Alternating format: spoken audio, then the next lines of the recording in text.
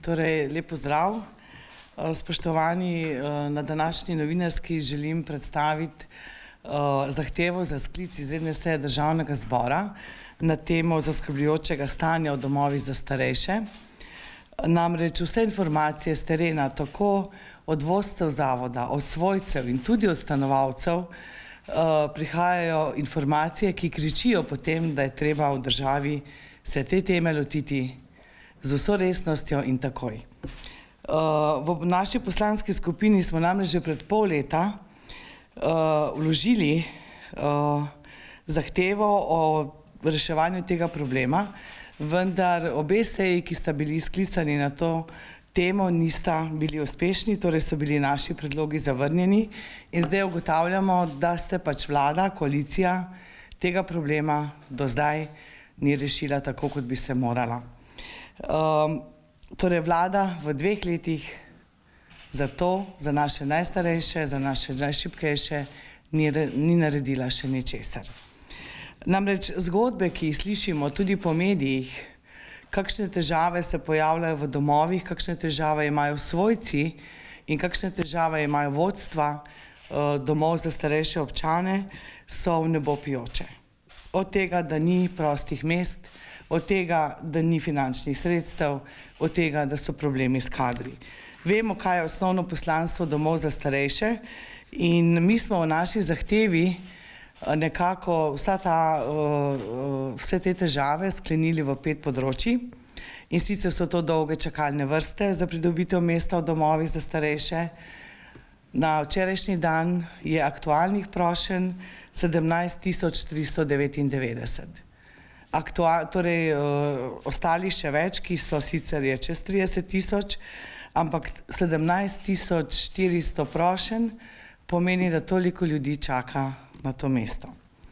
Potem je tukaj finančno stanje domov za starejše občane, ki je povezano torej z višjimi stroški energentov in pa seveda tudi mnogi domovi so v letu 2022 pričeli z projekti, torej z investicijami in zaradi podražitev cen materijala so zdaj se znašli v skorajda nekateri v neizhodni situaciji.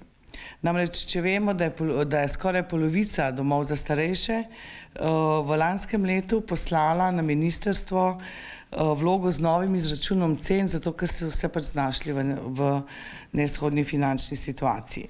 Potem je seveda tu kadrovska problematika, ki je vsem znana, ampak vsi to poznamo, vsi se s tem ukvarjamo, vsi o tem govorimo, ne naredi se pa ničesar. Namreč kadrovska problematika pomeni tudi dodatno obremenjenost zaposlenih, s tem tudi absentizem in z vsem tem torej še ostale probleme. Potem je tukaj ureditev normativov za zdravstvene storitve, ki to pač je posledično povezano tudi s kakovostjo dela in izvajanja storitev, ter na vse zadnje domovi za starejše opozarjajo tudi na pomoč države pri digitalizaciji domov in pa tudi pri sistemizaciji oziroma pri pripravi novih profilov poklicev, ki bi jih zaposlovali torej v teh domovih. Zdaj, če v zvezi s temi težavami, ki sem jih omenila, predstavim tudi priporočila, ki smo jih pripravili v Slovenski demokratski stranki, s katerimi torej pozivamo vlado in pri vseh priporočilih, 7 jih je, pozivamo vlado, da to stanje uredi do 1. marca 2024. Namreč, prvo priporočilo, da se poenotijo kadrovski normativi za zdravstvene delavce, tako v domovih za starejše občane kot v bolnišnicah, da torej vlada Republike Slovenije poenoti cene zdravstvenih storitev zdravstvenega dne in zdravstvenih storitev v domovih starejših občanov z bolnišnicami.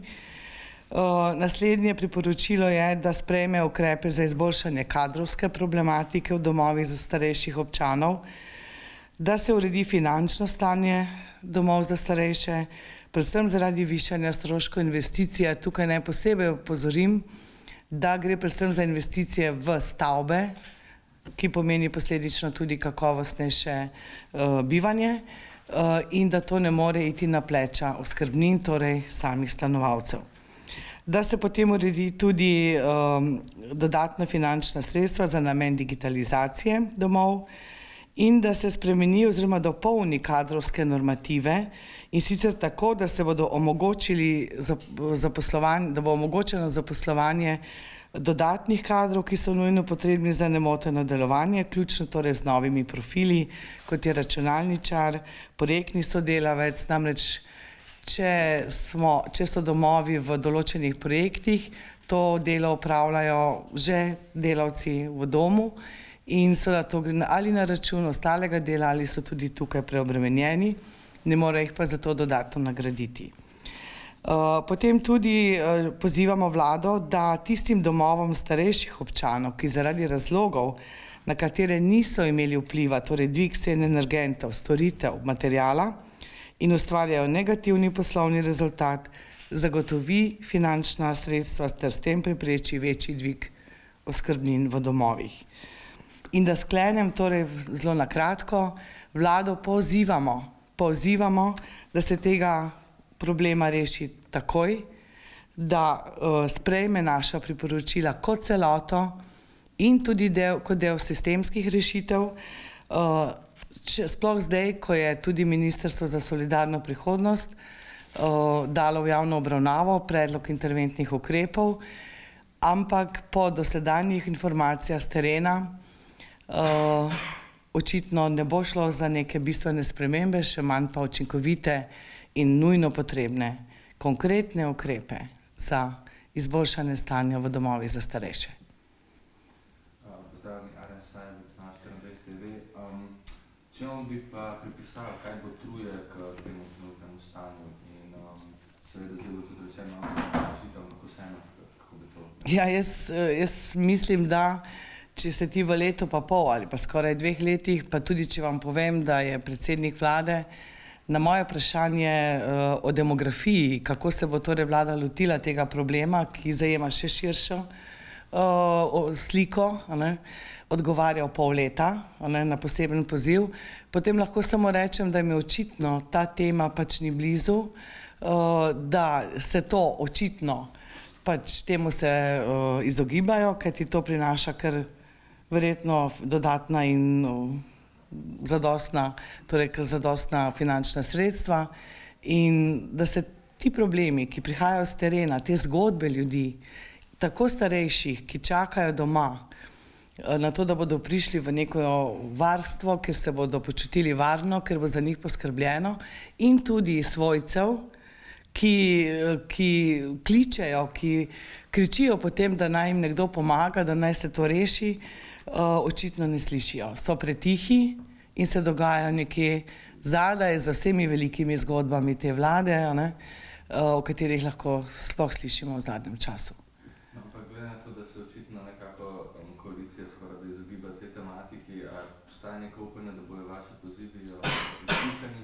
Ja, če vlada res, tako kot pravi večkrat na dan, da delajo za ljudi, da so tukaj vrednote, ki jih spoštujejo, hkrati pa tega ne počne, morala bo prisluhniti, če ne, pač naj bodo ljudje morali čim prej povedati svoje. Še vprašanje imam glede teh vaših priporočil. Omenili ste tele ukrepe za izboljšanje kadrovskega stanja. Morda lahko kaj bolj podrobno glede teh ukrepov, kaj je tle mišljeno? V prvi vrsti je potrebno zdravstvene storitve, torej zdravstvene normative na zdravstvenem področju v domovih za starejše poenotiti s tistimi v bolnišnicah. Namreč zdravstvene storitve v bolnišnicah, torej tudi za delo zdravstvenega kadra v bolnišnicah je večkrat bolje plačano kot v domovih za starejše. Čeprav ti domovi največkrat zdaj postajajo tudi že skoraj da negovalne bolnišnice, kjer je pa delo stanovalci zelo zahtevno in jaz mislim tudi, da je predvsem nujno potrebno povedati to, da je to premalo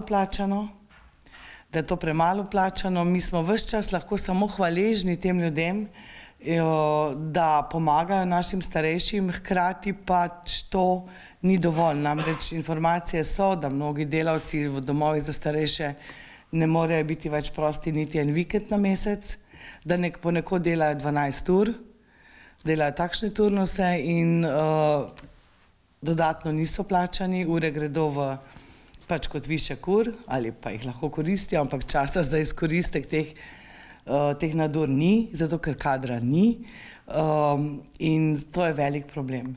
Mnogi, ko govorijo, torej zaposleni v domovih, mnogi delajo kot z moralnim pogonom, na moralni pogon, delajo, ker se čutijo pripadne tem domovom, ker so pač morda začeli svojo poklicno pot in to je velik problem. Jaz vam povem, da tudi na Koroškem je velik problem, ker ljudje odhajajo čez mejo, grejo kar čez hrib in so že v veliko boljših pogojih delajo in so tudi cenjeni. Hvala.